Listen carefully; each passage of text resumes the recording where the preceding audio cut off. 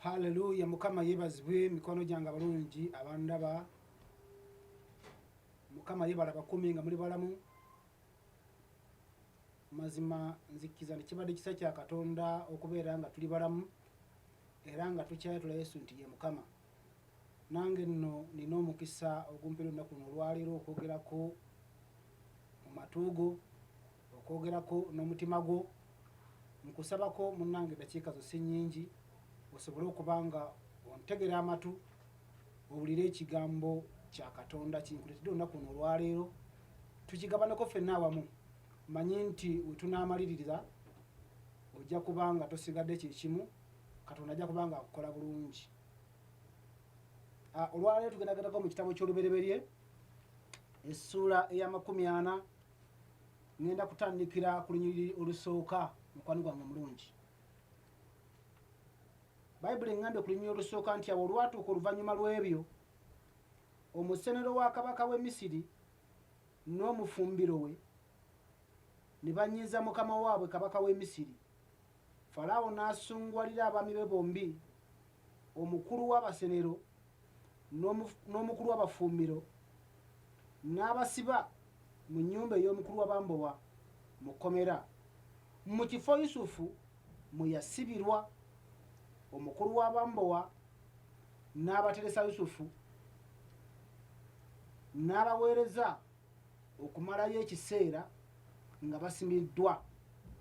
Olwokutaano, ne baloota ekirooto bombi, buli muntu ekirooto kye mu kiro kimu, buli muntu ng'amakulu g'ekirooto kye bwe gaali. Omusenero n'omufumbiro wa kabaka ow'e Misiri abaasibibwa mu kkomera.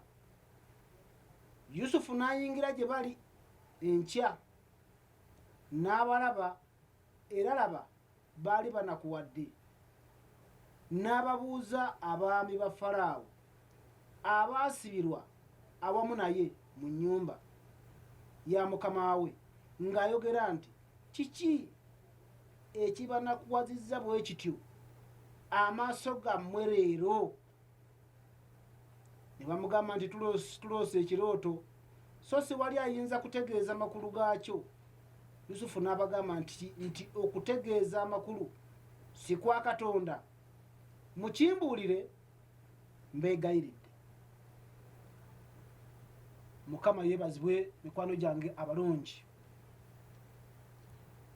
Bayibuli endaze wano ku lunyiriri olusooka nti waliwo wano abakungu babiri abaakolanga mu lubiri ew'omukulu ayitibwa Falaawo kabaka w'e Misiri. Bayibuli eŋŋambye nti omusenero n'omufumiro ne banyiiza kabaka, ne banyiiza omukulembeze, n'abasunguwalira, era ekyaddirira kwali kubateeka mu nkomyo, ŋŋamba okubateeka mu kkomera. N'abateeka mu kkomera, Bayibuli eŋŋambye nti bw'abateeka mu kkomera ne bamalayo ennaku nti nnyingiko, naye agenda obateeka mu kkomera. Waliyo omuntu eyali mu kaseera ako nga yasibwa ng'ali mu kkomera, gwe batugambye nti Yusufu. Yusufu nga bamaze okumuteeka mu kkomera, bano abasajja bamusangayo. Bayibuli eŋŋambye nti omukulu w'abambowa oyo yali asibye Yusufu ng'asibye abakulu abo, n'agamba Yusufu nti gw'ojja okulabirira abakulu abo. Yusufu nga yekiyambi era nga yekisaati, naye ne bamukwasa obuvunaanyizibwa obw'okulabirira abakungu ba kabaka abo abasubiddwa. Njagala okutegeeza mukwano gwange omulungi olwaleero ekigambo kye nkuleetedde nti newankubadde ng'oli mu kkomera, newankubadde ng'oli mu mbeera efaanagana bw'etyo, gwe weerabanga ali wansi ennyo, naye ky'ositudde munda mu ggwe ky'amaanyi. Yusufu afaanagananga abasibe abalala, wadde bano baali bakulu ba kabaka, baali bamagezi ba kabaka, babeera mu lubiri, naye Yusufu nga ye yasibibwa ng'ali mu kkomera, kati ate n'omulimu gwe bamuwadde gwakulabirira abakungu bano. Bayibuli eŋŋambye olunaku ne lukya lunaku lumu nga bulijjo Yusufu bwagenda mu lubiri ng'agenda okulabirira abakungu ba kabaka. Bayibuli eŋŋambye nti Yusufu kwolwo olunaku agenda okutuukayo yabasanga ng'embeera tefaanagana ng'eya bulijjo, nga bafunye entiisa munda mu mitima gyabwe, nga baloose ekirooto, buli muntu n'atasobola kwanukula makulu gaakyo. Waliwo ensi byetasobola bassebo ne bannyabo, waliwo pulezidenti byatasobola, waliwo minisita byatasobola, waliwo kabaka byatasobola, naye nga Katonda mwennyini ebyo yabisobola okubivuunuka oba okubivuunula. Yusufu agenda okusanga abakulu abo ku nkya, agenza okubateekera kacaayi, yasanga buli muntu akutte ku ttama. Nababuuza nti lwaki amaaso gammwe gonna ganyiikadde okufaanagana bwe gati? Ne bamugamba nti ssebo mukwano gwaffe twaloose ekirooto, era ku ffe tewali muntu yasobodde okumanyisa oba okutegeera amakulu g'ekirooto ekyo. Yusufu n'abagamba nti tewali yasobodde kutegeera amakulu ga kirooto ekyo. N'abagamba nti okuvuunula ebirooto si kwa Mukama. Gwe musajja gwandaba olunaku luno olwaliro, nawe mukyala gwandaba, bw'onootegeera Katonda gw'osinza yenkana atya, ojja kusobola okuvuunuka embeera gy'olimu. Yusufu yamanya nti musibe ng'abasibe abalala, naye ye teyeebaliranga ku basibe abalala.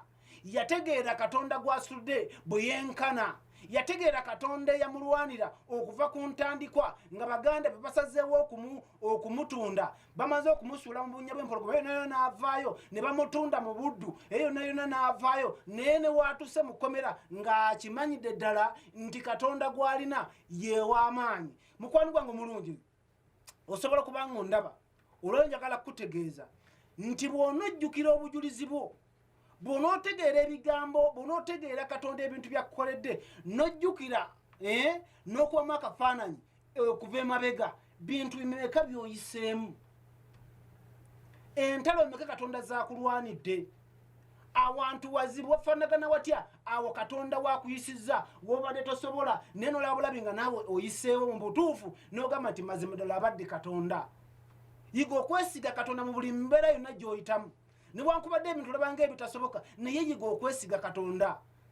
Katonda yasobola okulwanira entalo zo, Katonda yasobola okukuyamba musajja gwe. Uganda wulira, weetaaga Katonda mu mbeera eriwo, mu crisis eriwo, twetaaga Katonda. Waliwo abasajja ba Katonda, waliwo abakyala ba Katonda abasobola okuvuunula ekirooto, abo abeesize Katonda, abo abategedde Katonda. Yusufu abagamba nti okuvuunula ebirooto kwa Mukama.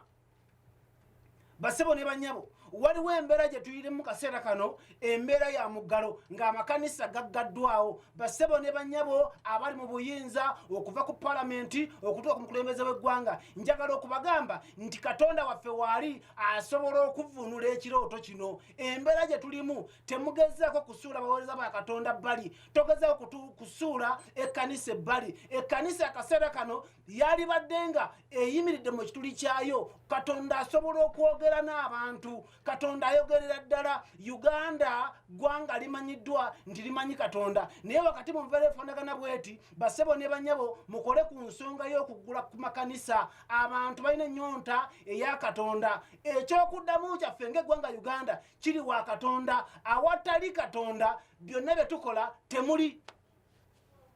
Bassebo ne bannyabo, ekirooto kyaffe Katonda waffe asobola okukivuunula. Endwadde gye mugamba eri mu ggwanga Uganda, endwadde etambudde gye bagamba essa abantu mu mawanga gonna, Katonda yasobola okuteekawo obuddukiro, abantu ne babeera abalamu. Katonda asobola okuwonya, gw'ate olaba awonya kansa, gw'ate olaba awonya siriimu, kiki ekisobola okumulema? Bassebo ne bannyabo, ekkanisa erina obukulembeze, ekkanisa erimu bannabbi, ekkanisa erimu abatume, ekkanisa erimu abasumba. Katonda ayogera. Memba wa palamenti kirowoozeeko nti byonna by'okola bikoma wano, naye Katonda alina ansa. Katonda ayogera ki ku bulamu bwaffe? Bassebo ne bannyabo, ku ludda lw'ekkanisa naye mutunuleeyo.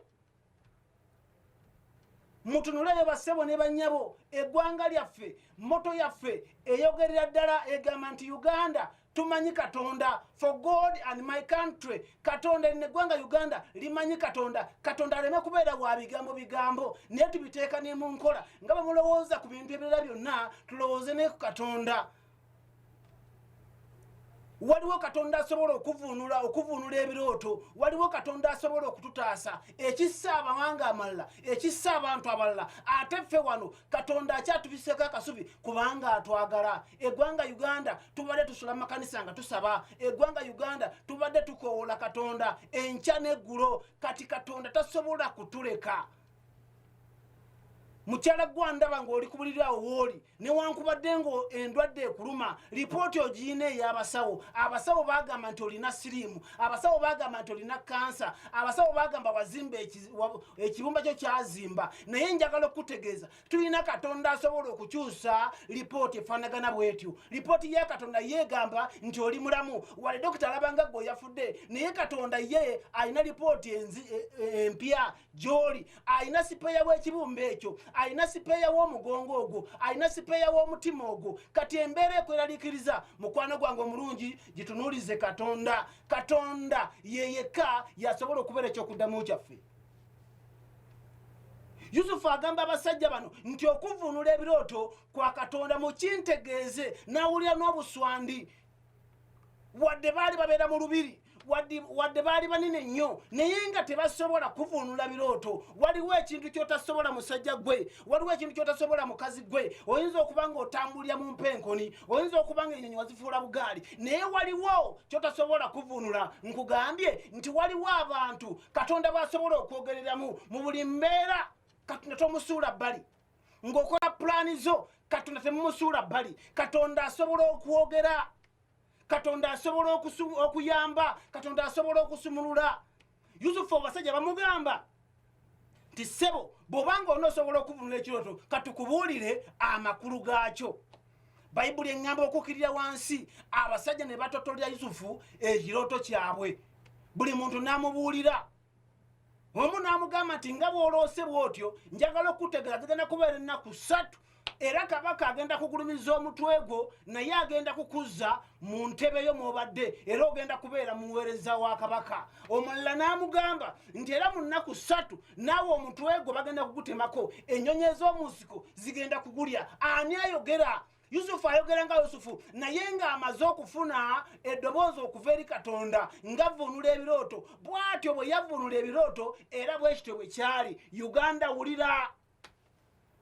Basebo ne banyebo muwulire ekigambo kya katonda. Tuleme kutwala katonda nga atasobola kwogera. Ffe eggwanga lyaffe tumanyi nti katonda tetusobola kwesiba ku busamize, tetusobola kwesiga ku ddagala lyokka. Ffe tugamba ng'ekkanisa twesiga katonda. Musajja gwandaba nawe mukazi gwandaba fukamira ku maviivi. Ensonga gy'olaba nti ebadde enzibu nnyo, ensonga gy'olaba ng'ekalubye nnyo, katonda akyasobola okukuyamba, katonda akyasobola okukuzza engulu. Olunaku lwalo njagadde kugamba nti bwe weesiga katonda tasobola kukuyiwa, bwe weesiga katonda tasobola kukulekerera. Era mu mbeera na gy'oyitamu katonda mwesigwa, katonda mulamu. Olunaku lwaleero mmanyiddeko dda nti katonda asobola okukujja wansi w'obadde, katonda asobola okukujja ku ndiri awo w'obadde enkeera n'oba ng'oli mulamu kasita otegeera bwe wakkiriza. Suula byonna by'obadde olina, irizi z'obadde olina zisuula ebbali. Njagala okutegeeza nti katonda waffe katonda mulamu. Katonda gwe tusinza katonda yazuukira mulamu. Wali okutuyamba, wali okutuwonya, wali okututaasa. Embeera yonna eri mu ggwanga Uganda oba efaanana etya oba efaanana etya sikuganye. Oyinza okuba ng'oli mweraliikirivu era w'oli awo masiki giteekeko mu ngalo n'abamu, naye omutima gwo guli ogw'omunda nga bw'otidde obulwadde obwo naye katonda bw'oba otyo bw'oba omutya, nga bw'oti okufa tya nnyo. Ate omutima gwo oba obulamu bwo obw'omwoyo okufa emirundi 2. Kkiriza ofeeko omulundi ogusooka naye ate omulundi ogwokubiri ogwotokkiriza kufiirwa mwoyo gwo. Oyinza okuba ng'ondaba olunaku luno olwaleero n'ogamba naye abalokole boogera nnyo. Mukwano gwange njagala okutegeeza njogera kubanga nina obujulizi, njogera kubanga katonda nnyambye, njogera kubanga katonda mulabyeko ng'ataasa. Nze jjuko katonda mulabyeko nga ntaasa, katonda mulabyeko nga nsaasira. Naawe musajja gwe lwakubanga tojjukira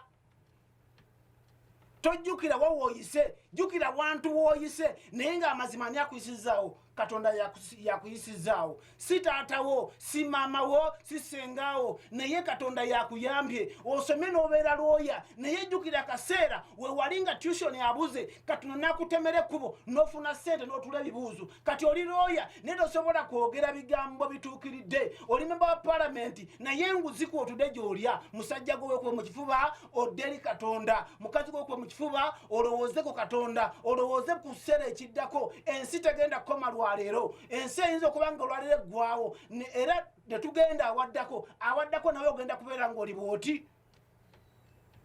obulamu bwo obw'omwoyo obutegekedde otya kiki ekiddako otegese bingi ku nsi amatako gaguze amayumba ogazimbye buli kimu okikoze naye obulamu bwo obw'omwoyo obutegese otya waliwo kyotasobola kuvuunula musajja gwe ngamba kyekirooto waliyo omusumba yakusabira n'ogenda mu palamenti waliwo omusumba yakusaako emikono kati oli dokita waliwo omusumba yakutikako emikono kati oli mu Amerika naye njagala ojjukire nti omuntu afaanagana bw'atyo katonda amwogereramu era bw'asaba katonda awulira n'eggwanga Uganda twetaga katonda waliwo abakulembeze waliwo abasajja ba katonda eddoboozi lya katonda berisobola okuyitamu nga balina ekigambo kye basobola okwogera eri eggwanga lino basebo ne banyabo olunaku n'olwaleero njagadde okubagamba nti tulina katonda asobola okuvuunula ekirooto kirooto ki ekyo ekikulemye okuvuunula kirooto ki ekyo kyolaba nga kibadde kikalubye mbeera ki gyolaba nga ebadde egaanye nkugamba olwaleero nti Yesu waffe yekka lyekkubo ge mazima bwe bulamu oyo bw'ona omutegeera n'omukwasa omutima gwo agenda kuvuunula ekirooto kyo naawe ogenda kuseka ku nseko naawe ogenda kuyimba ku luyimba olujja kubanga weesize katonda olunaku n'olwaleero njagala okwogera n'omusajja n'omukazi oyo yekka asazewo okutwala ebigambo bino nga bikulu nnyo eri obulamu bwe tolina weogenda kudda walala tewali muntu agenda kuyamba okujjako katonda yekka yagenda okukusaasira kankusabireko olunaku n'olwaleero mukama njagala okwebaza ku lw'omusajja n'omukazi oyo abadde ndaba mmanyidde ddala nti mazima ddala tewali muntu n'omu asobola kuvuunula kirooto eky'omusajja oyo n'omukazi oyo naye mukama gwe wennyini osobola okuvuunula ekirooto ky'omusajja oyo ekibadde kimulemeredde mu mbeera gy'alimu okyasobola okumuzzaawo mu mbeera gy'alimu ey'obweraliikirivu okyasobola okumutaasa okyasobola okumuyamba mukama wange sebo nkwegayiridde sisinkana omusajja oyo sisinkana omukazi oyo nze no njagala okukuddiza ekito n'ettendo mu linnya erisinga amannya gonna erya mukama waffe Yesu Kristo omwana wa Katonda Omunnazaaleesi mukama omulungi njagala bampeere nnyo omukisa